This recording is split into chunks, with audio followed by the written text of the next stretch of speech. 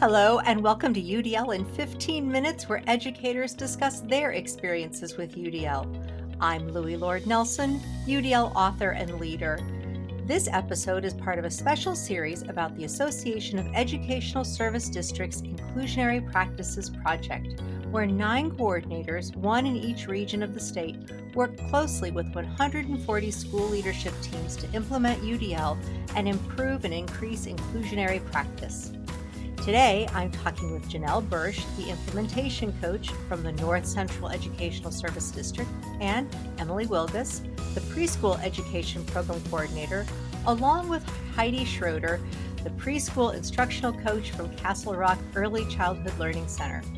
Janelle, Emily, and Heidi are going to talk about how UDL and this project have helped them grow their inclusive early childhood education model. Hello to the three of you and welcome. Hi there. Hello. Hello, thanks for having us. You're welcome. So, can each of you share a bit about your background in education and how you came to know UDL? My name is Janelle Bersch, and I am the Managing Director of Early Learning here at the North Central Educational Services District, and we provide technical assistance to preschool special education programs, as well as early intervention programs and community early learning programs. And my experience has always been in the early learning field. I've been in the field for about 28 years. I've worked in counseling and social work in urban schools in Texas, as well as Head Start, ECAP, and childcare programs incorporating family services. My primary work has been with the early intervention program the past 20 years in Chelan, Douglas, and Grant counties. And currently, my title is Implementation Specialist with Inclusion Grants through OSPI, and I am the systems level coach. I have the pleasure of training the implementation of the pyramid model framework throughout our region, which dives really deeply into UDL. Excellent. And who's next? Hi, I'm Emily Wilgus, and I am the Early Childhood Coordinator for Wenatchee School District. And my background and experience has come a little bit of a non-conventional or unconventional way. I actually had no experience in the field of education to start with. I was part of the 2004 Corps for Teach for America and was placed in a classroom in Brownsville, Texas. That was my introduction to teaching. And at that time, I taught in a life skills self-contained classroom. I started work in Washington 4 years later, and that was when I first started pushing into the general ed classroom, still working with students on IEPs. That was my first introduction. And then when I went into the Wenatchee School District in 2010, I worked in a dual language program, and there was a combination of resource room, and we were transitioning into more of an inclusion model and co-teaching with a couple classrooms. I'd always heard about Castle Rock and their work in the developmental preschool and inclusion, and had always been interested in that. And I had the opportunity to join their team last year as a preschool teacher, implementing the pyramid model and continuing on with some inclusionary practices through the UDL work that we had started. And then throughout my time, in between the time I was teaching in the dual language program and now, I was part of the special education cadre through the Special Ed Service Center, which eventually transitioned into the Inclusionary Practices Project. And so we did a lot of work around early childhood education. So now I'm the coordinator for the preschool and getting to see all of that in a different capacity in a system-wide way, and practicing and training teachers and supporting teachers through the pyramid model framework. Excellent. And then Heidi. Hello, I have a really traditional teaching background, almost all in special education with some general education, still all of it in the early childhood realm. So I have a master's in exceptional children. I have endorsements in special education, gen ed, early childhood, and early childhood special education. My most extensive professional development and training outside of my degrees is in the area of autism. So I've worked with students that are institutionalized. I've taught in the K-5 resource room. I taught kindergarten and first grade. I've taught a K-5 self-contained classroom, and then for the bulk of my years, the love of my life, I've taught preschool and special education combined. So currently, I'm the instructional coach for the Wenatchee School District Preschool and our TK program. I work also in that professional development part of the Inclusionary Practices Project through our WEA, and there I develop and create content around inclusionary practices, and then I train educators on the content that we've created and developed. And through that inclusionary practices work, there is that heavy focus on UDL. And we know that preschool's naturally grounded in UDL, but this helped us to give a name to it and for us to dig in a lot deeper. So that's kind of how I came back around to UDL. That's great. You guys are a brain trust of yourselves. It's awesome. So, Heidi, why don't you share where Castle Rock was and why you wanted to get involved with the Inclusionary Practices Project? So, for me, and for a lot of the teachers that are in our preschool department, this has been, like I said, the majority of my career. I've been in education for 30 plus years, and the majority, the last 23 years, has been here in Wenatchee in the preschool.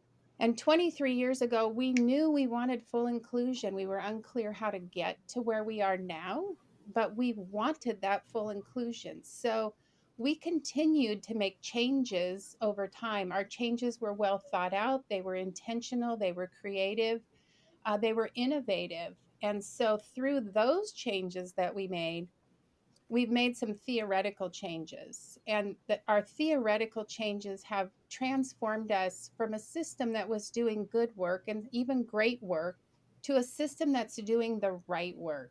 And I say that that's like a burden lifted off of my shoulders, because once you head into the right work, everything else makes sense. We've moved away from finding value in a system that runs smoothly. You know, those classrooms that you go into and all day long the system is keeping the students into conformity. It's running super smoothly. They go home at the end of the day and everybody feels great about that. Mm-hmm. And we've moved towards finding value in our students. And that's really our focus. That's really the key concepts and the joint shared understanding that we've come from. And this, as you know, it's messy. It's not always smooth every single time we do it, because we're really looking at our students and how every student has an access point to what we're doing in the classroom. It is honorable, and I have seen the honor in it every single week that I've been here doing this. We have our debriefings on Friday afternoons, and we probably 1 to 2 times a month do Friday celebrations. And that's just a time, I thought in the beginning it was kind of for the teachers to be able to brag and say, this is what I did that was cool in my classroom.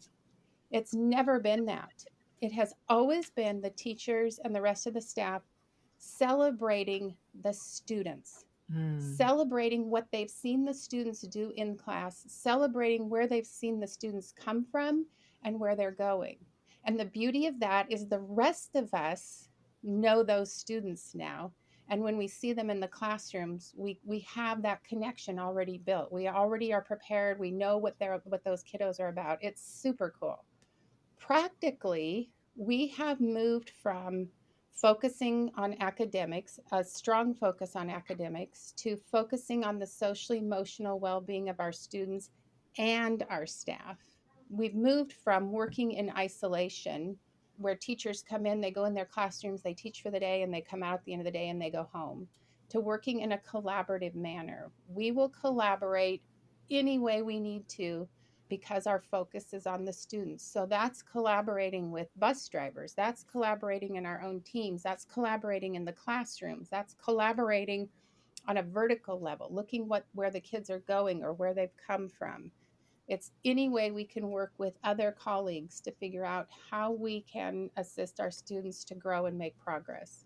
We have also moved from where we created those varied segregated classroom settings and student groupings, which really limited access for some of our students. If they didn't fit into those molds, then they didn't get access to what we were doing in those classroom settings or the groupings, to where we're now creating classrooms where all students have access to all, period. So in essence, we've come to this, I call it a collective shared understanding that UDL is a basic right for all. At the end of the day, that's what it comes down to.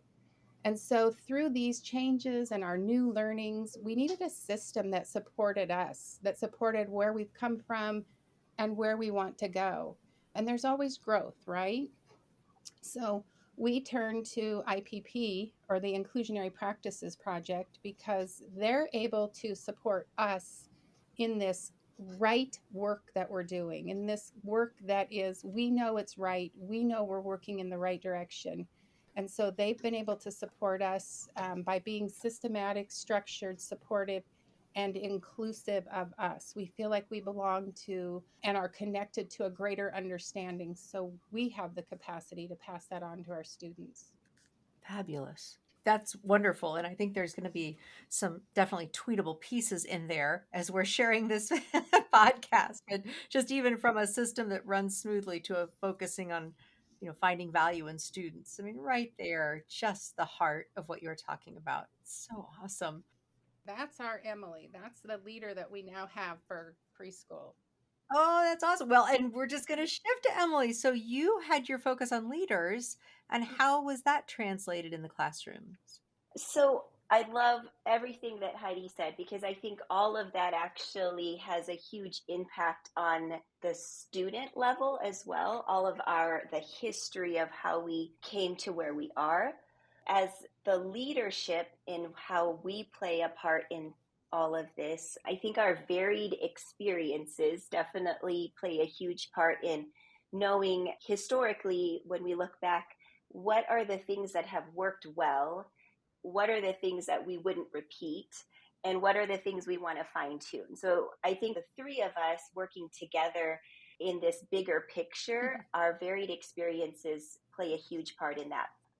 For me, just being in the classroom for most of my career and then transitioning into more of a system gives me a perspective that is not only big picture, but what boots on the ground perspective. So I think each of us has that variety in our careers to be able to speak to both sides. And then I think as a leadership team, one thing that we're really focusing on is that piece where the contribution of the family is huge in all of this. We want to make sure that we are communicating to families the work that we're doing and getting their buy-in, not only their buy-in, but their perspective and their values. And we are meeting monthly to collaborate on how do we provide access to families that maybe previously didn't have that, or connecting with our community or populations within our community that were hard to connect with in the past. And so we have done a lot of outside of the box thinking as far as how to connect with those groups that are so valuable to this work. Because when we look at our students and we connect them with their family and values, then we're going to just have that much more impact. And so we've done a lot of collaborating around that. And then the focus being on that value for the student and saying, we acknowledge your family values, your cultural values. We examine our own implicit biases to make sure that we're providing the best access to information for all students.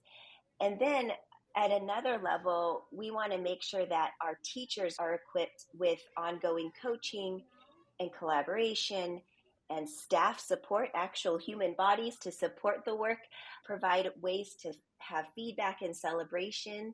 And then keeping the main goal in mind, which Heidi alluded to as well. Our goal is to have positive impact on students. And the best way that we can do that is through the Inclusionary Practices Project, what Heidi mentioned about it being systematic and supportive and inclusive for all. So I think working hand in hand with the leadership, having that goal in mind, knowing that what we need in order to provide support to teachers, and ultimately having a positive impact on students and their families, and then our community. Oh, that's excellent, Emily. I love all of those layers that you were just discussing. and especially the connection with the families. That's my background is families and disability policy. And so my heart lies there. And it really sounds like you guys are digging in and doing just the excellent work of doing that. And then supporting your teachers in such explicit ways to help them adopt these maybe possibly new models of co-teaching and collaboration, but doing it in a way that makes them feel safe. So that's just fabulous. So we've definitely filled our time for this first part of this podcast. So I want to thank you all for participating, and I can't wait to talk to you for the second part of this podcast. So for those listening to this podcast, you can find supplemental materials like an image montage with closed captioning, that montage with audio descriptions, a transcript, and an associated blog at my website, which is the udlapproach.com/podcasts. And finally, if you have a story to share about UDL implementation for UDL in 15 minutes, contact me through the udlapproach.com. And thanks to everyone for your work in revolutionizing education through UDL and making it our goal to develop expert learners.